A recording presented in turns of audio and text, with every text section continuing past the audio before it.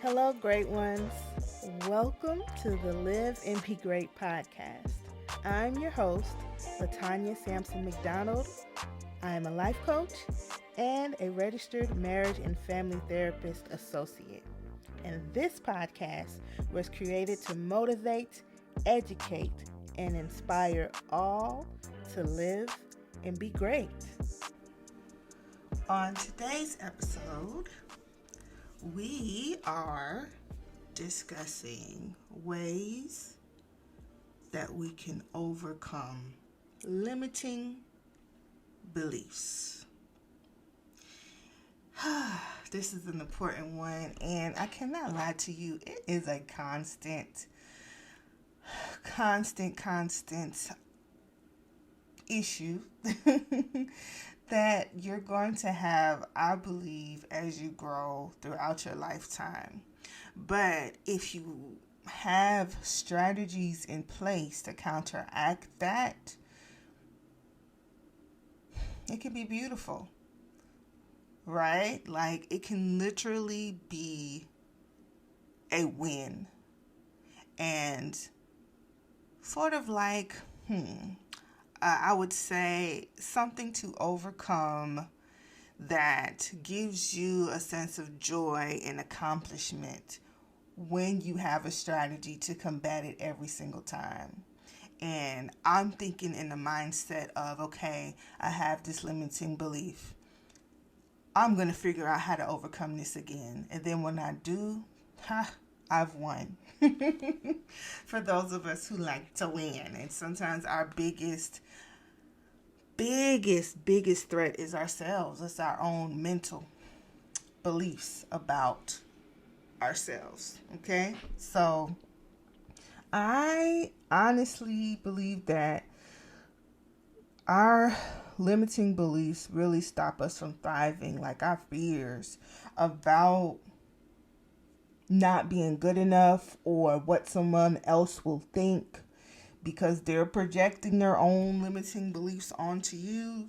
It really halts a lot of us. And I'm hoping that with this episode, I can truly help you start to truly develop a strategy that works for you. Okay. And this is something I help my clients with on a consistent basis. Once there's one, sometimes there comes another right after that, or the old one might come back. And I got to remind them, we came over this. Remember, we had said that you can win this one because you won it before, right? But man, if you're going to be here, I feel like, why not give life your best shot? Okay? Why not use the challenges, especially the mental challenges that you have, as a way to stay motivated to keep going and to overcome them? Oftentimes, our limiting beliefs comes from training, right? For example, the way that we present ourselves, right, in society. Our parents, they try to teach us ways to fit in, to be a good citizen, and it's from head to toe.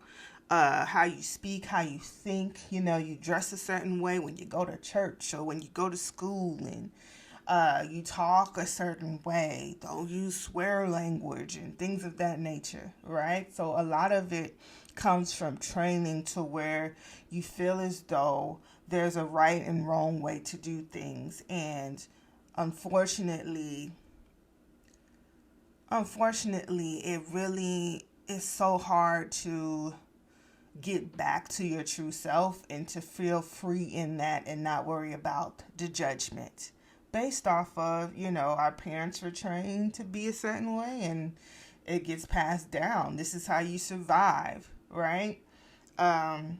So those limiting beliefs, like when I was told, now this is not from my parents, but I was told, uh, don't wear lipstick, right? Because, well, red lipstick because you're too dark, or don't wear bright colors because you're too dark. Just wear black and white. And the stuff that I was told, okay, and it was so funny. Me and my husband were laughing last night about how we have certain superstitions in the culture.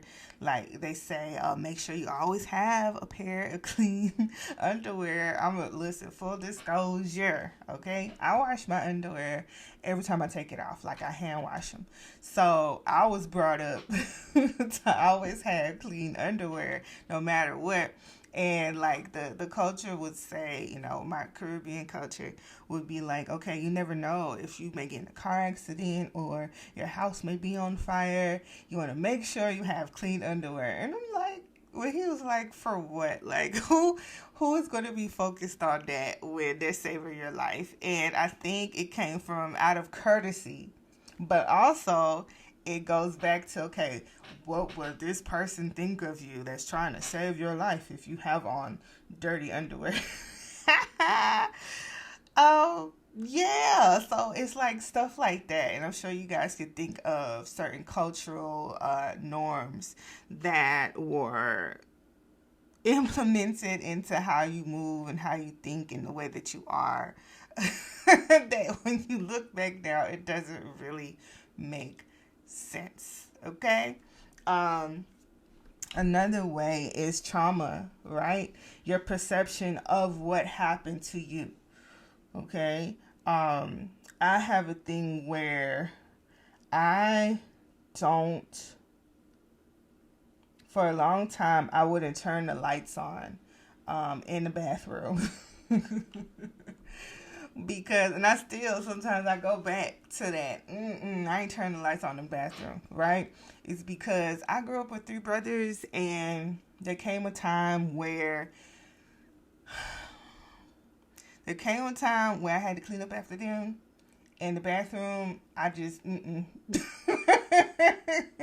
So I had this habit of just turning the light off and, trying to open the door so I could at least just get the sunlight and not have to see all the stuff around. I hope I didn't gross y'all out. But there are certain things based off of our perception of what happened, right? That we develop certain beliefs we develop based off of trying to protect ourselves, right? That don't really make sense when you really think about it, but they're there, it's our defense to not feel what we don't want to feel, right? What is another one that's less silly, more serious? Okay. Growing up, it was definitely difficult, and I think a lot of people may be born with this based off of their culture, but it was very difficult for me to look authority figures in their eye, like, and that's based off of my childhood trauma. I can't remember if somebody maybe told me don't look at them. I can't quite put my finger on it. But I had that issue for a very, very, very long time based off of treatment when it came to like my teachers or, my self-esteem, not feeling like I could look somebody in the eye because they may treat me a certain way, or I don't know, maybe the subconscious was like, they may truly see me and I'm afraid that they won't like what they see. Right? And it also had to do with a confidence factor from little girl. Like, it was just very difficult for me to look people in their eyes. Right? You know what? I need to delve back into that some more and come back to y'all and see the deeper meaning behind that. Okay? But yes, based off of our trauma, we can develop limiting beliefs, right? And then we have, like we just talked about, not just only cultural norms, but societal norms, okay? Societal norms. When you sit down, if you got on a dress, you cross your legs. Even though you like, hey, it's hot, I don't want to. Okay, never mind. Listen, that's a bad example. I'm sorry, y'all. That's a bad example. Is it? Listen, if you got shorts on, open them legs, okay? If it's hot down there, just open them. But that's not what I mean. Okay, let me get serious. I don't know, I just feel really good about this topic because I feel like I'm really going to help people. So, excuse my silliness. I hope it's not off putting to you all. But, okay, societal norms. You talk a certain way. Don't curse around elders. Ladies wear dresses, men wear pants. What is it? You open the door for somebody, you say excuse me and things of that nature, which manners are good. I like manners, okay? But when it comes to silencing who you truly are, then we have a problem. I remember getting an email by accident when I was working in corporate at an IT. I had an IT position, and I got it CC'd in an email that was talking about this young lady who was at the front desk. And they were basically talking about how her hair color isn't appropriate for the company and how they were going to approach her. Or they were asking if somebody approached her yet and told her that she needed to change her hair color. And I want to say, I can't remember if at the time I had just changed my hair color for the first time to like bright red or not. I can't remember. Or if I just got inspired and did that afterwards, right? But the norms, right? Like, first of all, we work at a company where we don't see customers at all. So her hair color at the front desk is literally just to greet the employees, right? So the fact that it was just such a big thing that they had to create this whole email and create this whole strategy to talk to this young lady when she's just being herself, right? It just make you want to go back into your shell so you can keep your job, right? So you can fit in. So, other people's, like I said, limiting beliefs don't affect you. And at this job also, I'm not even going to hold you on this one. There was racism like within the company.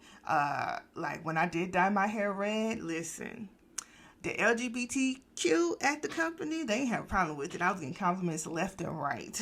But the older, I would say, Caucasian, and some of them, even the older black people, I remember like walking in the hallway and saying good morning, and this older white man was like, just ignored me, right? So I was like, okay, this is weird. So I go into the break room, and somebody else comes in and says good morning, and he's like, hey, good morning, how you doing? I'm like, okay, like based off of the societal norms, when you see a certain hair color in a workplace, this is inappropriate and this is appropriate, right? I think I mentioned before, when it comes to societal norms and mental illness, someone said it, mental illness is basically the determination, is that the right word? The determining factor on how well you can perform whiteness. Right? Like, how well can you perform it? And if you don't perform it well, you have a mental illness. Okay? That's something to think about.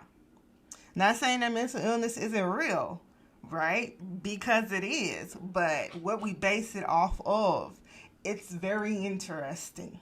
Okay? We've come a long way, but we still have longer to go when it comes to cultural differences and the way that the world does need to evolve and how we treat people based off of just their appearance, their culture, how they talk, how they're dressed, and things of that nature, when it really shouldn't matter. Okay? And then we have our inner voice. okay, when we think about our limiting beliefs. And all of that ties into, I believe, how you were treated and what you were taught about yourself. And you know what? Sometimes when that limiting belief comes up, if we really pay attention, oftentimes it's not even our own voice. It's somebody else's voice. It's somebody else projecting onto us with their limiting belief. And they basically put it onto us, so now we believe it. And if that person is like a parent or a mentor or somebody, a pastor or whoever, somebody that we hold to high regard, it can really, really stick with us and become our own like voice and our own thoughts when it shouldn't be. Okay? So all of this overcoming it with all of this overcoming limiting beliefs, it has to start with self-awareness. Like, you have to be aware, okay, of you getting in your own way and how you think about yourself and what actually makes sense. I remember when I started my program for to get my master's in counseling psychology. And before then, my undergrad, I was theater dance major. I ain't had no interest in nothing science. I just wanted to dance, okay? So going back to school, I would say, I graduated undergrad in 2009 and I went to graduate school in 2015. So what is that? That is 6 years after graduation? Okay. I think that's 6 years. So I had the limiting beliefs like, will I fit in? And then I went to HBCU. So I never went to a PWI before in my life, a private white institution. I never went to, so it was definitely a culture shock. So I wondered, I'm like, will I fit in? Will I be able to keep up? I would apply for jobs that had to do with, like social work and therapy and things of that nature.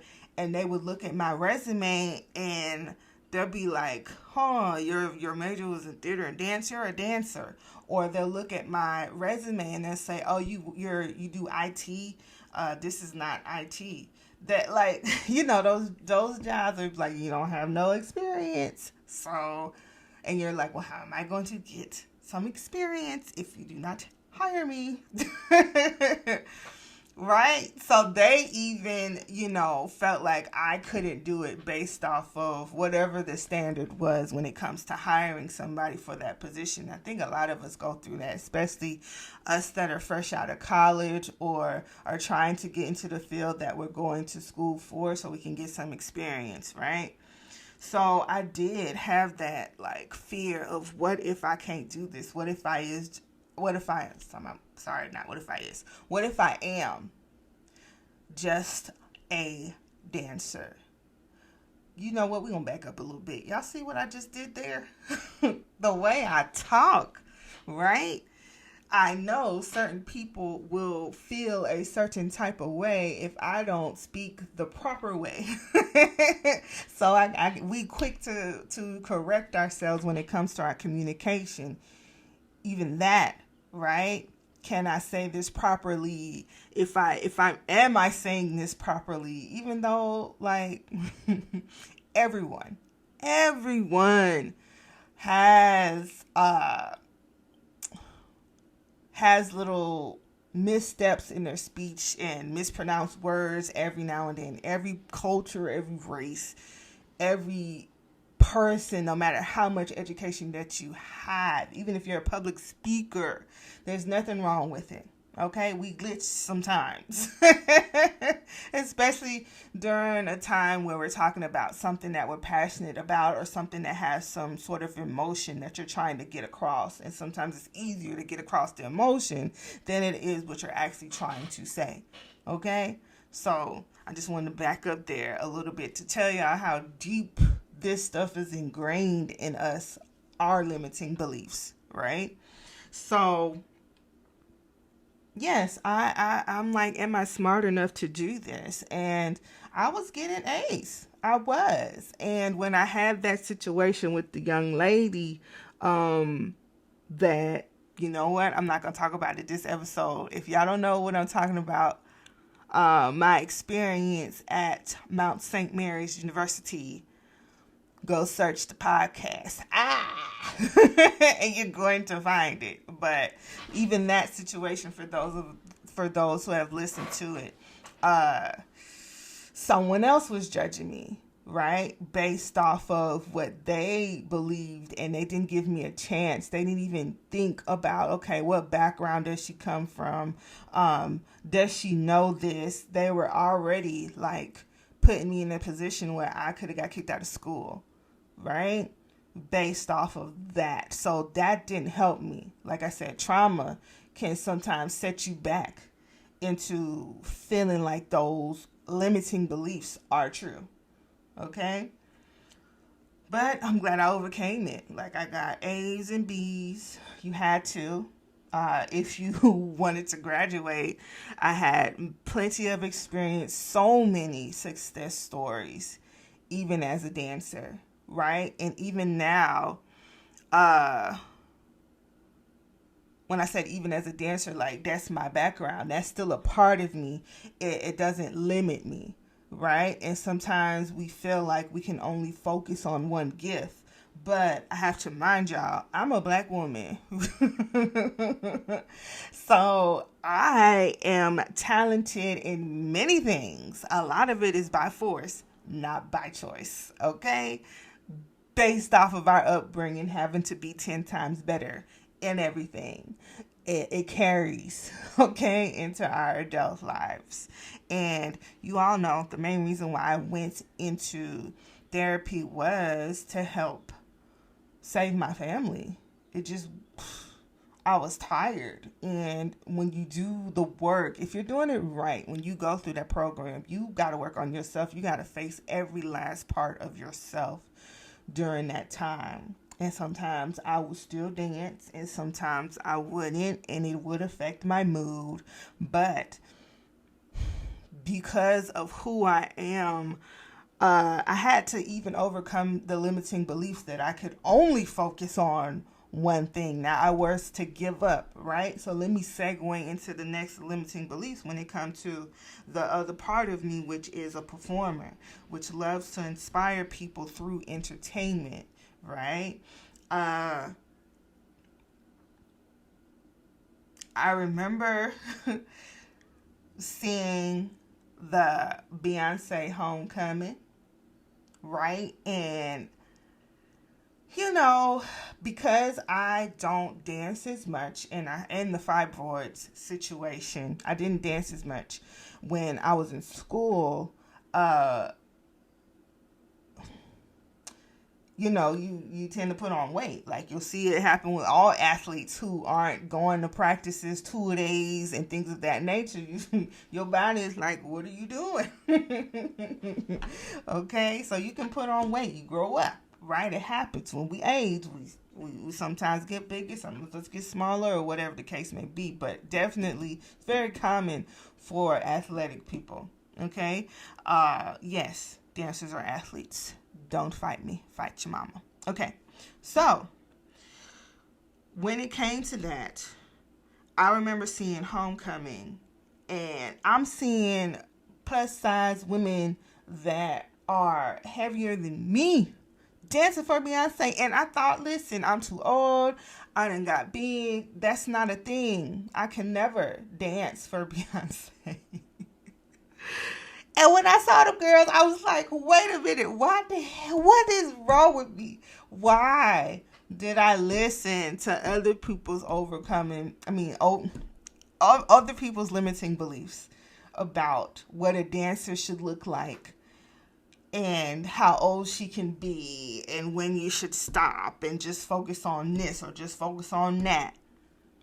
Child, if I didn't, I could have I was like, I could have been on that stage with Beyonce, my lifelong dream. Right?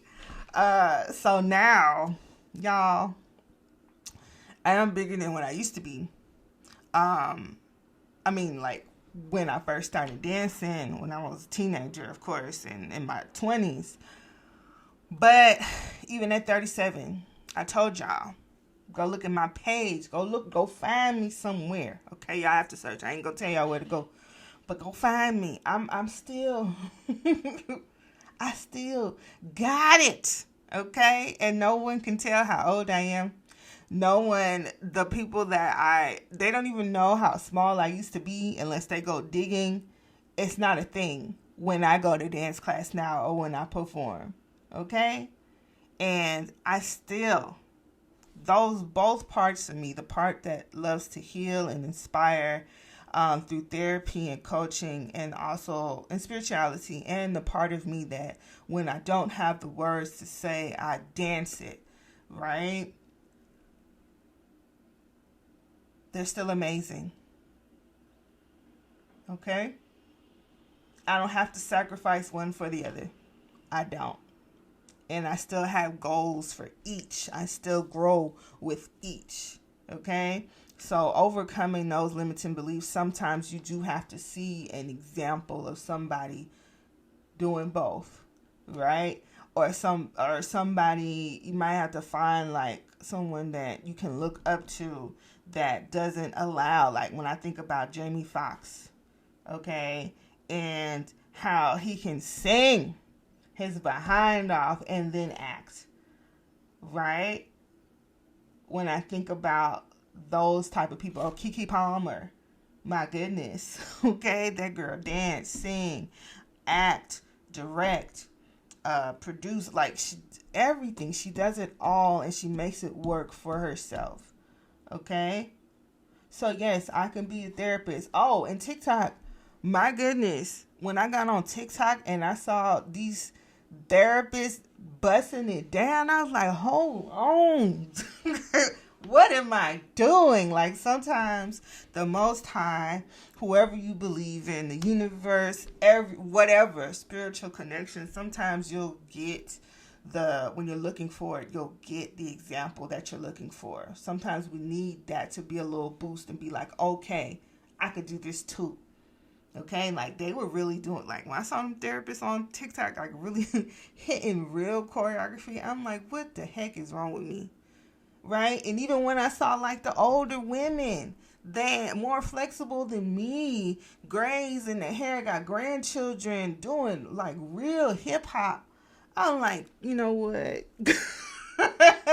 Tanya, if you don't go live your life, all right, that helps. So look for an example, y'all. Like that is definitely an amazing strategy to like give you that boost. Okay? Check the facts. This is something I tell my clients all the time when they have a limiting beliefs on whether they could do something or whether they cannot. Oftentimes they've already told me a story that is way bigger of something, a challenge they've overcome in the past, or I've watched them overcome, where I gotta be like, you can do this. You can do this. All right? Like, only you are stopping you. And when we check the facts, we think about like all of the things that make sense and the things that don't, right? Check the facts. Yes, I can do this. Yes, if I try to do this, what somebody else thinks is not going to kill me. That's a fact. Right? You check the facts. You check the pros and cons when it comes to your limiting beliefs, and you figure out what's true and what is not. Okay? Journaling. Journaling can help. It really, really can. Sometimes when you write out your thoughts and just get them on paper, you can really process what's going on for you and what, like I said, makes sense and what doesn't. But journaling, sometimes getting it out there, just having a safe space that doesn't have any interruption. You don't have to worry about, okay, if I talk to somebody about this, will I like their feedback or whatever the case may be. Journaling is for you. Okay, you get in your corner and you have your own space, your own safe space to just put it out on the page. Okay, and express what you need to express within your own privacy. And just see how that makes you feel. Like, sometimes it's not real if it doesn't feel like it's real if it's not written down. And with the journaling, you can start to reframe those limiting beliefs by, I would say,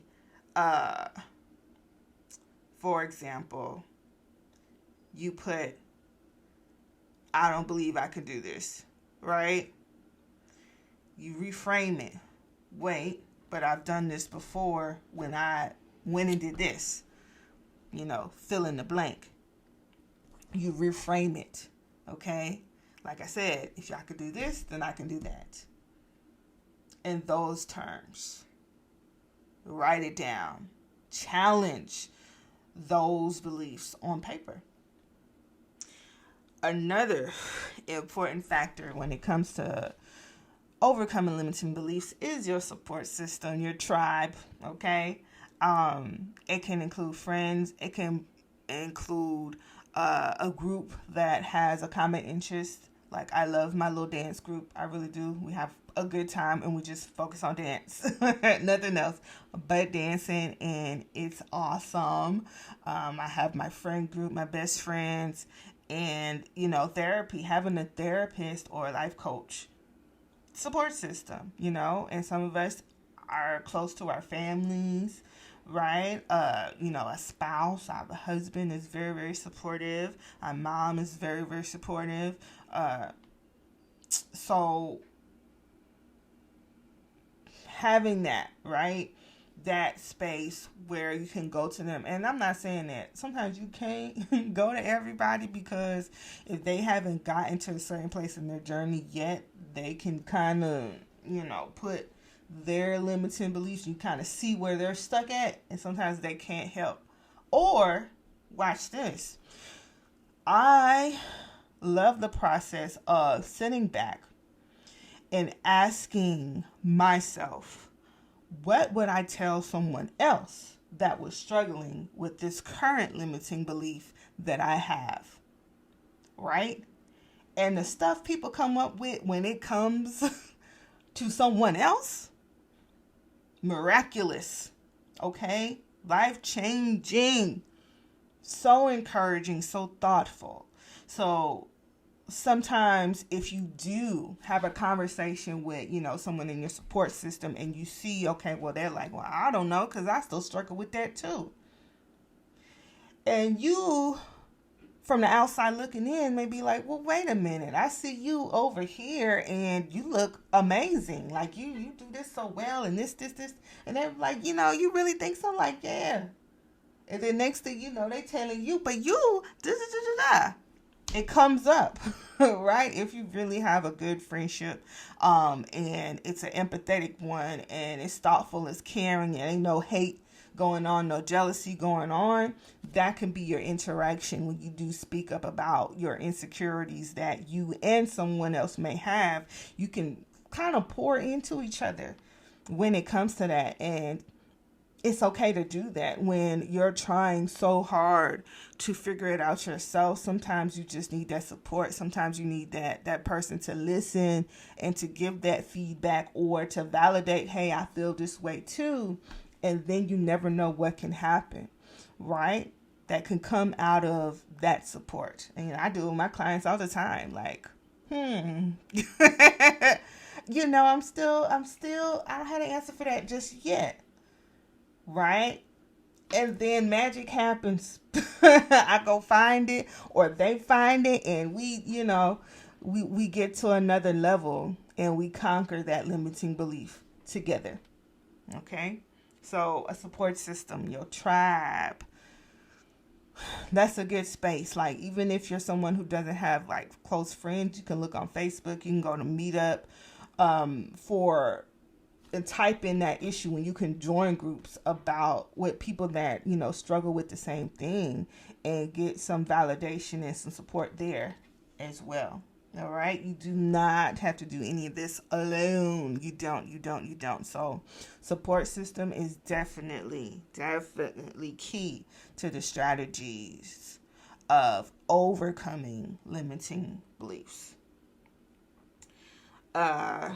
What is another one? Affirmations are good. Like, even if you don't believe them at the time, sometimes you just gotta keep saying it, and you will catch that vibration. And it could be magical. Like, it could definitely be a spiritual experience if you just keep going and check into the feeling. Like, I love some Abraham Hicks, and I put on Abraham Hicks whenever I feel like I am replaying a negative thought. In my head, I look for something inspirational, right? That I can, let me hone in on this and try to focus on this. Okay? Or even, when I meditate and I drown out all the noise. And yes, my thoughts will race, things I have to do and things of that nature. They still come, but the guided meditation, it really is so helpful because you can bring it back to the voice that you're hearing, right? And still get what you need to attempt to silence the noise in your head, right? That part is just so helpful for affirming a new belief that you really need to move forward, that can help remove the blocks, the mental blocks, the spiritual blocks, the emotional blocks that you have that come with that limiting belief. Okay? So look up affirmations. They got YouTube videos, they got Spotify shows that just run through affirmations based off of whatever it is that you need help with, whether it's money, whether it's performing, whether it's going on a job interview, whether it's being more kind to yourself, whether it's you're about to confront a family member. They have so many affirmations. And ChatGPT, listen, y'all better get on this AI, okay? Use it for your benefit. I know that's another conversation that a lot of people are against it and afraid it's going to take their jobs away and things of that nature. But for right now, y'all don't have to think about that. Don't think about that just now, okay? If you need some affirmations and your mind is racing, you have some mental blocks, ChatGPT is very, very helpful, okay? I will say that. And like I said, social media platforms that have informations, positivity channels when it comes to trying to drown out the noise, there are resources that you all can use and to affirm the positivity, to affirm the outcome that you need and that you want. Okay?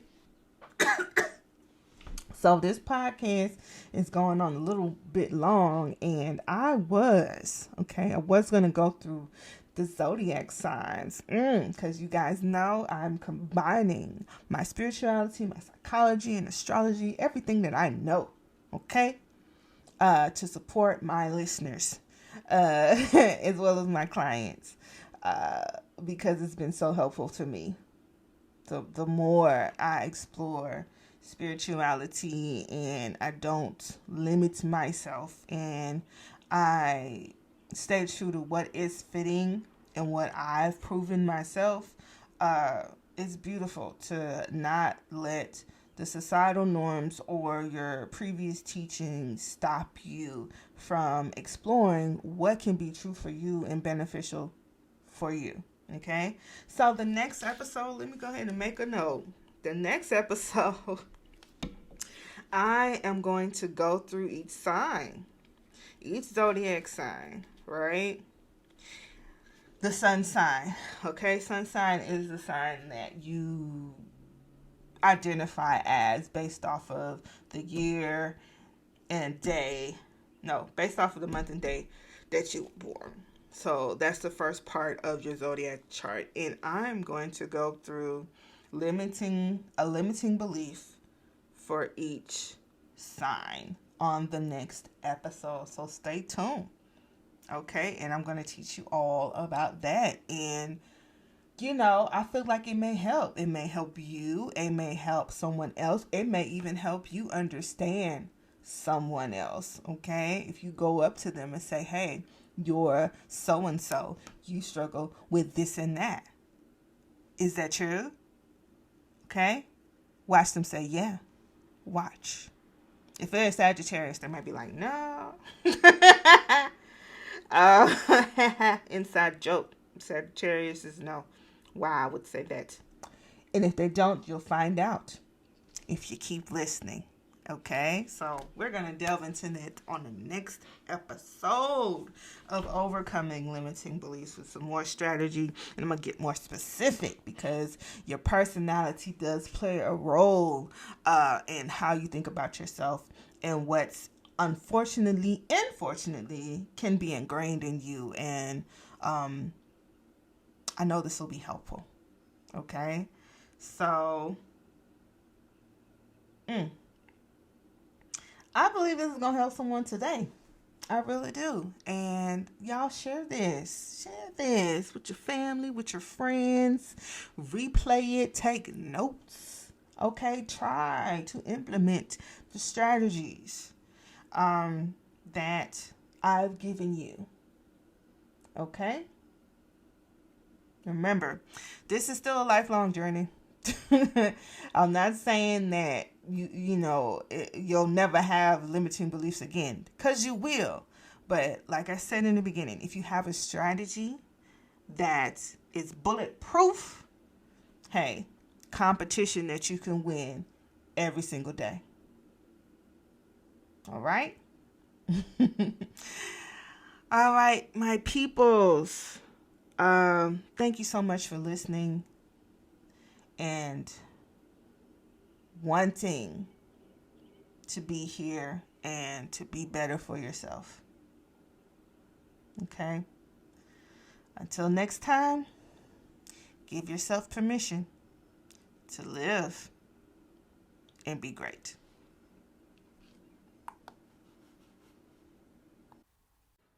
The Live and Be Great podcast will be airing every other Friday.